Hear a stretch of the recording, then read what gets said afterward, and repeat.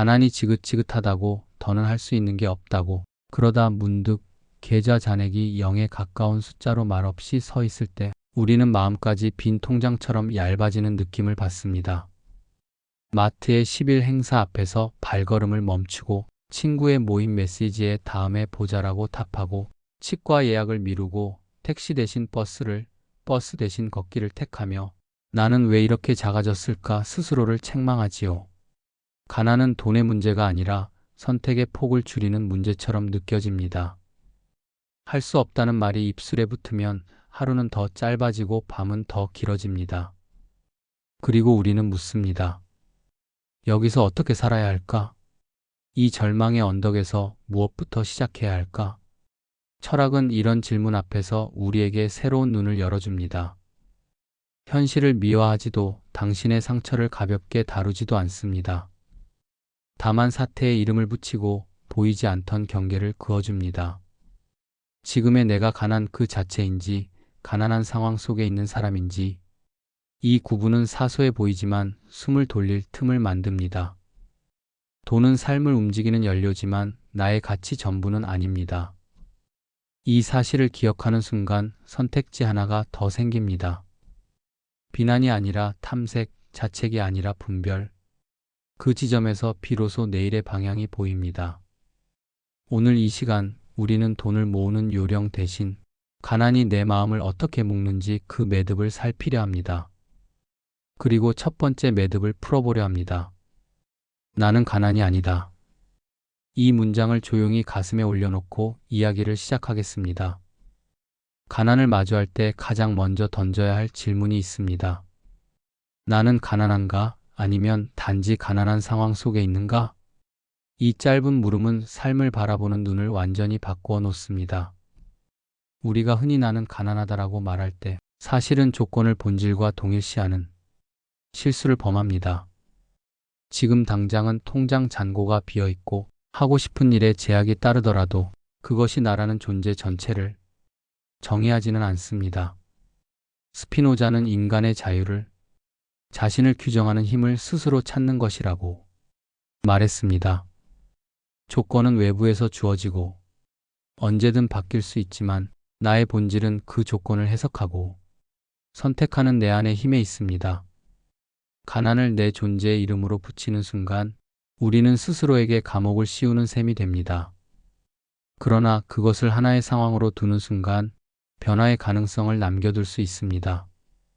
철학은 늘 구분짓기를 통해 시작합니다. 어떤 것이 나를 규정하는 본질이고 어떤 것은 단지 덧붙은 외부의 상태인지. 오늘의 가난은 내 삶의 한 단면일 뿐 영원히 지워지지 않는 낙인이 아닙니다. 내가 지금 가난하다는 사실은 맞지만 그렇다고 해서 내가 곧 가난 그 자체는 아닙니다. 이 작은 구분에서 이미 숨 쉴 틈이 생깁니다. 상황은 바뀔 수 있고 본질은 지켜낼 수 있다는 깨달음이 생깁니다. 그러니 다시 스스로에게 물어야 합니다. 나는 가난한 존재인가? 아니면 가난한 상황 속에 잠시 머무는 사람인가? 만약 후자라면 나는 여전히 내 삶을 새롭게 써 내려갈 수 있습니다. 이렇게 말할 수 있는 힘, 바로 그것이 철학이 우리에게 주는 첫 번째 해방입니다.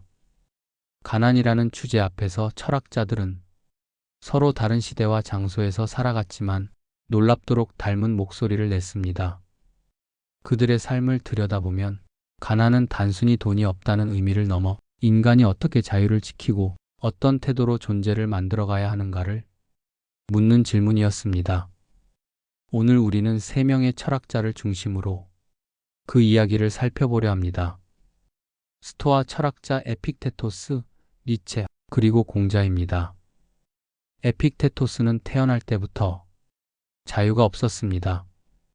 그는 로마 제국의 노예로 태어나 주인의 명령 아래 살아야 했고 다리를 절게 되는 장애까지 입게 되었습니다. 누구보다 결핍된 조건 속에서 시작한 삶이었지만 그에게서 나온 사상은 놀랍습니다. 내가 가진 것을 빼앗는 것은 가난이 아니라 탐욕이다. 에픽테토스는 가난을 두려워하지 않았습니다.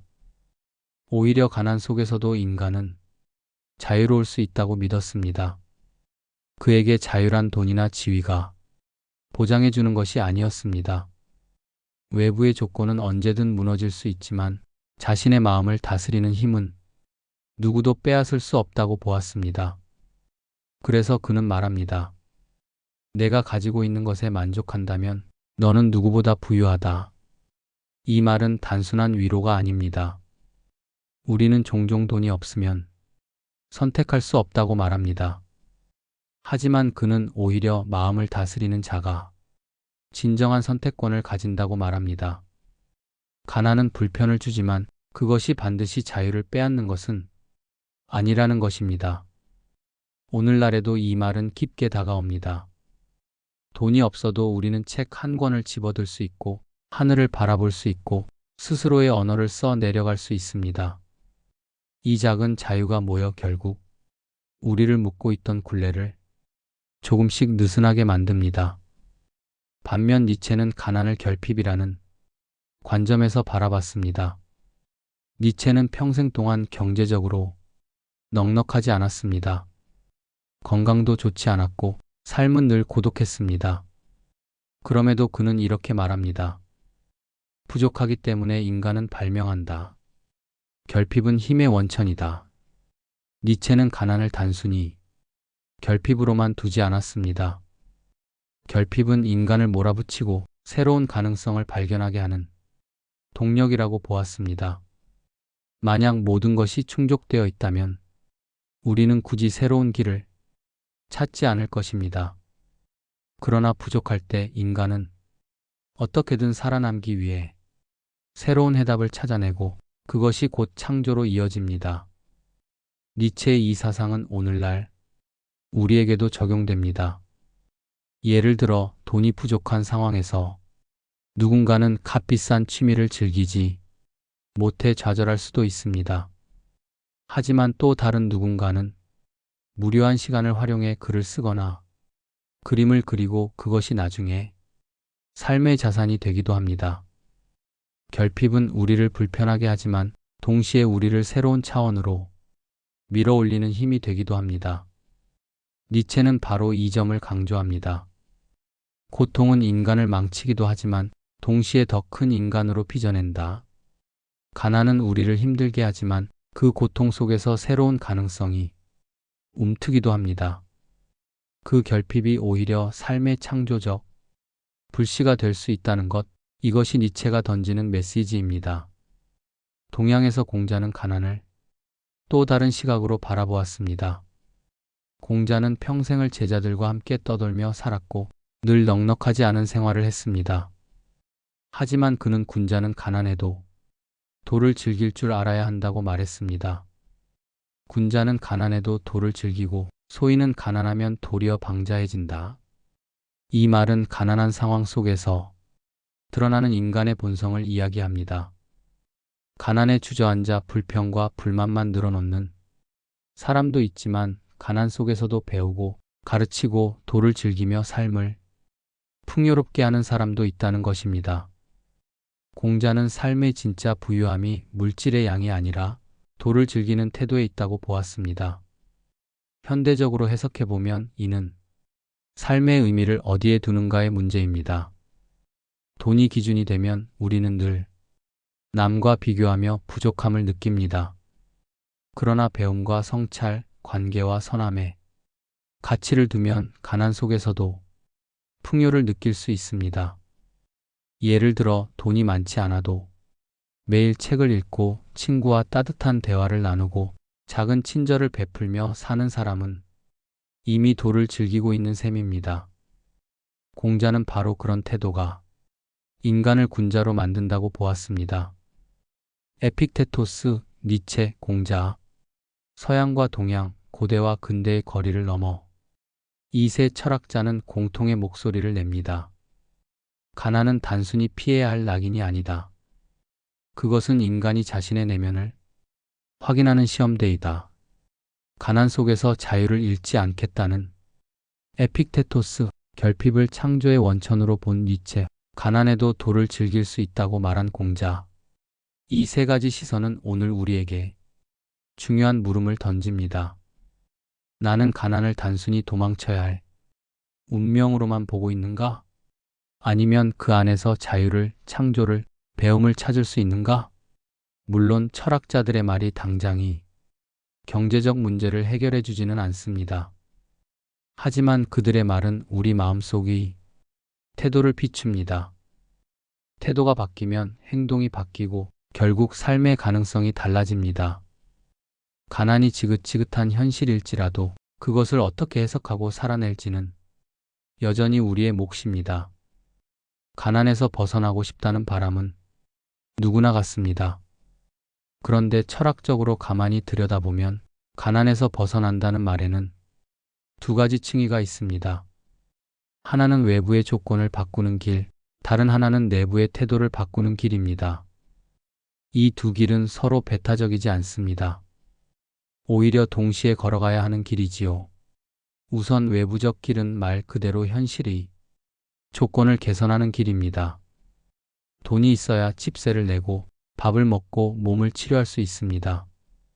그러니 가난에서 벗어나려면 현실적인 수단을 찾는 노력이 필요합니다.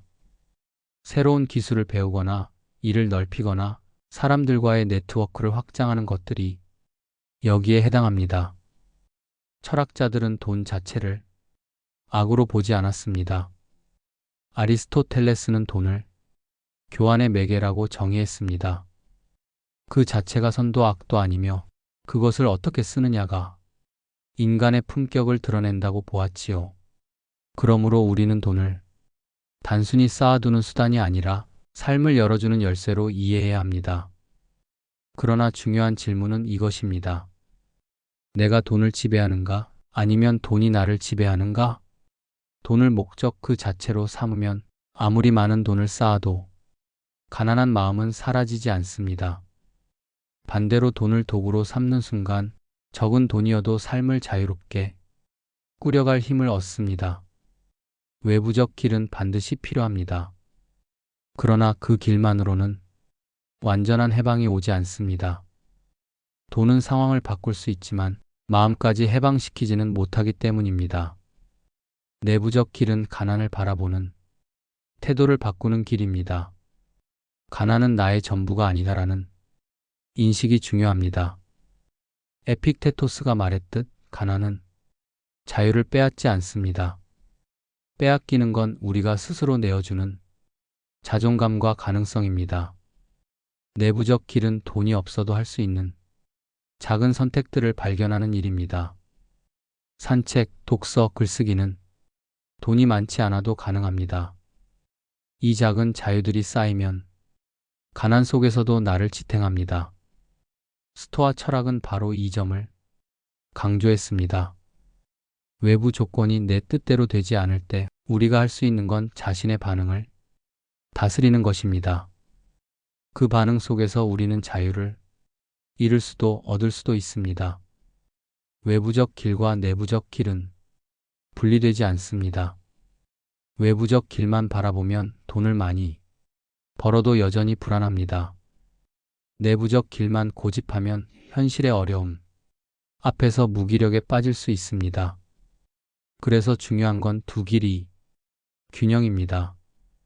돈은 수단일 뿐 목적이 아님을 명심하는 것, 그러면서도 돈이라는 수단을 마련하기 위해 땀 흘리는 것, 이 두 가지가 함께 가야만 우리는 가난이라는 굴레를 넘어설 수 있습니다. 공자의 말이 떠오릅니다. 군자는 가난에도 도를 즐긴다. 가난 속에서도 배움과 의미를 잃지 않는 사람, 그는 이미 가난을 초월한 사람입니다. 그리고 동시에 그는 외부적 조건을 개선하기 위해 게으르지 않습니다. 내부의 태도와 외부의 노력이 어깨를 맞대어야만 삶은 조금씩 달라집니다. 이 지점에서 우리 각자가 스스로에게 물어야 합니다.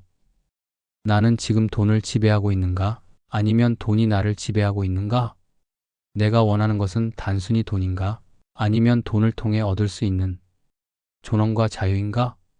만약 우리가 진정 원하는 것이 존엄과 자유라면 그것은 이미 지금 여기에서부터 시작할 수 있습니다. 내가 가진 것을 소중히 여기고 작은 가능성을 키워내는 순간 나는 더 이상 가난 그 자체가 아니라 가난을 넘어서는 길 위에 서 있는 존재가 됩니다. 가난에서 벗어난다는 것은 단순히 더 많은 돈을 갖는 것이 아닙니다.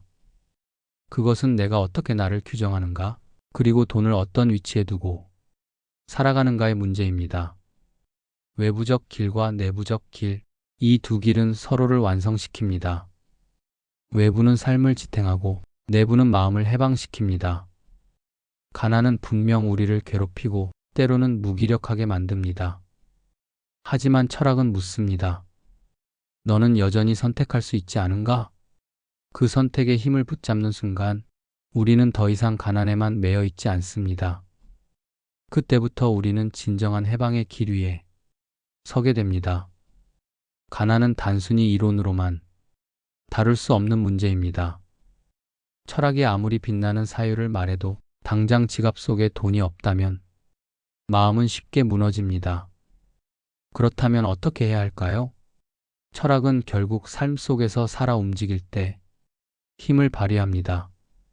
지금 이 순간 우리가 할 수 있는 작은 실천들이 가난을 해석하는 방식 자체를 바꿔줍니다. 가난 속에서도 우리가 할 수 있는 자유로운 선택들이 있습니다. 도서관에서 책을 빌려 읽는 것, 하늘을 바라보며 산책하는 것, 종이에 글을 적어 내려가는 것, 누군가에게 따뜻한 말을 건네는 것, 이 모든 건 돈이 없어도 가능한 자유입니다. 스토아 철학자들은 바로 이 점을 강조했습니다. 외부 세계가 뜻대로 되지 않을 때 내가 지킬 수 있는 건 나의 반응이라고 했습니다. 매일 밤 작은 공책에 이렇게 적어보는 것입니다. 오늘 내가 가진 자유는 무엇이었는가? 이 기록은 눈에 보이지 않는 자산이 됩니다. 쌓이면 쌓일수록 우리는 가난 속에서도 자유를 잃지 않았다는 사실을 스스로 증명하게 됩니다. 가난은 쉽게 우리를 절망에 빠뜨립니다. 돈이 없어서 아무것도 못한다. 이 문장은 우리를 무력하게 만들지요. 하지만 이렇게 바꿔보면 어떨까요? 돈이 없기에 새로운 길을 모색한다. 니체가 말했듯 결핍은 창조의 원천입니다. 갖추지 못했기에 우리는 다른 가능성을 찾아내고 그 부족함이 오히려 더 큰 힘으로 전환되기도 합니다. 예를 들어 돈이 없어 여행을 가지 못한다면 그 시간에 동네를 깊이 걸어 다니며 내 주변에서 놓치고 살았던 풍경을 발견할 수도 있습니다. 돈이 없어 새로운 옷을 사지 못한다면 있는 옷을 다른 방식으로 조합하며 오히려 나만의 개성을 만들어낼 수도 있습니다. 관점의 전환은 현실을 미화하는 것이 아닙니다. 그저 같은 상황을 다른 눈으로 보는 훈련입니다. 이 훈련이 쌓일수록 우리는 가난 속에서도 길을 찾는 눈을 얻게 됩니다. 3. 보이지 않는 자산 축적하기. 돈은 분명 중요한 자산입니다. 하지만 돈만이 자산은 아닙니다. 오늘 내가 쌓은 지식, 인간관계, 경험은 눈에 보이지 않아도 훗날 힘이 됩니다. 공자가 말한 도를 즐긴다는 것도 이와 같습니다. 돈이 없어도 배우고 익히는 즐거움을 놓지 않는다면 그 배움이 언젠가 삶의 바탕이 되어 새로운 기회를 열어줍니다. 예를 들어 하루에 책 몇 쪽이라도 읽으며 사유를 쌓는 것, 작은 글이라도 매일 기록하는 것, 누군가와 진심으로 대화를 나누는 것, 이 모든 것은 돈으로 환산되지 않지만 분명히 우리를 풍요롭게 합니다. 그리고 시간이 지나면 그것이 삶의 방향을 바꾸는 결정적인 힘으로 작용합니다. 가난을 단순히 운명으로 받아들일 수도 있습니다. 그러나 철학은 묻습니다. 너는 지금 내 태도의 주인인가? 외부의 조건이 불리하더라도 내가 가난을 어떻게 해석하고 반응하는지는 여전히 나의 몫입니다. 분노할 수도 있고 좌절할 수도 있지만 거기서 한 걸음 더 나아가 가난을 나의 스승으로 받아들일 수도 있습니다. 가난은 분명 괴롭지만 그것을 통해 내가 무엇을 진정으로 원하는지 묻는 거울이 되기도 합니다. 매일 아침 오늘 내가 할 수 있는 작은 자유 한 가지를 떠올리기. 하루를 마무리하며 돈 없이도 누린 행복 세 가지를 적어보기. 가난 때문에 못하는 것 대신 가난 덕분에 발견한 것을 찾아보기. 배움과 관계, 경험이라는 보이지 않는 자산을 매일 조금씩 쌓아가기. 이 작은 실천들은 당장 큰 변화를 가져오지는 않습니다. 그러나 시간이 흐르면 그것이 우리의 내면을 단단하게 지탱하는 기둥이 됩니다. 그리고 그 기둥이야말로 가난 속에서도 무너지지 않는 힘입니다. 가난은 지긋지긋합니다. 하지만 그것이 우리 존재 전체를 규정하지는 못합니다. 가난은 상황일 뿐 나라는 사람의 본질은 아닙니다. 그 사실을 기억하는 것, 그리고 작은 실천을 쌓아가는 것, 그것이 가난을 이겨내는 철학적 방법입니다. 철학은 이렇게 말합니다. 너는 여전히 선택할 수 있다. 그 선택이 모여 언젠가는 가난을 넘어서는 길이 열릴 것입니다. 가난이라는 단어는 듣기만 해도 가슴을 무겁게 합니다. 우리를 움츠러들게 하고 싶은 말조차 삼키게 만들지요. 그러나 오늘 우리가 함께 살펴본 철학자들의 목소리는 이렇게 말합니다. 가난은 단순히 피해야 할 낙인이 아니라 오히려 내가 진정으로 원하는 것을 묻는 질문이라고. 우리가 바라는 것은 사실 단순히 돈이 아닙니다. 돈은 필요하지만 그 돈으로 사고 싶은 것은 존엄과 자유, 그리고 내 삶을 선택할 수 있는 힘입니다. 그렇다면 가난 속에서도 이미 시작할 수 있는 길이 있습니다. 나는 무엇을 존엄이라 부를 수 있는가? 나는 어디에서 자유를 느낄 수 있는가? 이 질문을 붙들고 하루하루를 살아간다면 가난은 더 이상 나를 규정하는 이름이 되지 않습니다. 에픽테토스는 가난 속에서도 자유를 지켰고, 니체는 결핍을 창조의 원천으로 삼았으며, 공자는 도를 즐기는 태도로 삶을 풍요롭게 했습니다. 이들의 목소리가 우리에게 전하는 건 단 하나입니다. 외부의 조건이 나를 속박할 수 있어도 내 마음까지 빼앗을 수는 없다는 사실입니다. 그러니 기억합시다. 가난은 영원한 낙인이 아니라 잠시 머무는 하나의 상황일 뿐입니다. 내가 그것을 어떻게 해석하느냐에 따라 그것은 굴레가 되기도 하고 오히려 자유로 가는 문이 되기도 합니다. 오늘 이 순간 우리가 할 수 있는 가장 큰 선택은 바로 이 사실을 잊지 않는 것입니다. 가난 속에서도 우리는 철학을 통해 자유의 길을 발견할 수 있습니다.